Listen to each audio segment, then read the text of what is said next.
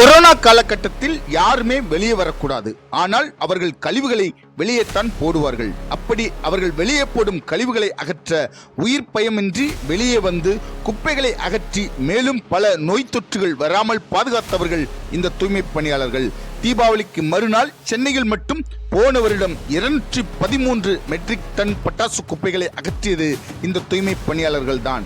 புயல் வெள்ள பாதிப்புகளில் வரும் குப்பைகளை அகற்றி நோய் வருமுன் காப்பாளர்களாக இருந்தவர்கள் இந்த தூய்மை பணியாளர்கள் தான்.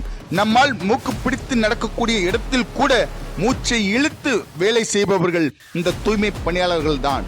இப்பேற்பட்ட தெய்வத்திற்கு இணையான தூய்மையானவர்களை எங்களை இப்படி சாவடிக்கிறாங்க. நாங்க என்ன கொள்ளை அடிச்சோமா, யாரா கூட்டிட்டு வந்தோமா, யார் பணமா நாங்க பறிச்சு சாப்பிட்டோமா? இந்த வேலை செய்தோம். உரிமைக்காக போராடினவர்களை அப்புறப்படுத்திவிட்டு 200 ரூபாய்க்கு வந்தவர்களை சேர்த்து கொண்டு முதல்வர் வாழ்க முதல்வர் வாழ்க என்று கோஷமிடுவது எவ்வளவு கோமாளித்தனம் என்பதை படித்த எம் பிள்ளைகள் புரிந்து கொள்ள வேண்டும். கொடுத்த வாக்குறுதியை நிறைவேற்றாமல் எம் மக்களை தூக்கி எறிவது என்பது திராவிட கட்சிகளுக்கு ஒன்றும் புதிதல்ல.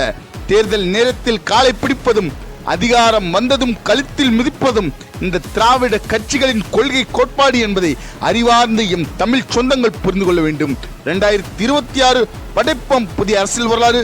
நன்றி, வணக்கம். நாம் தமிழர்.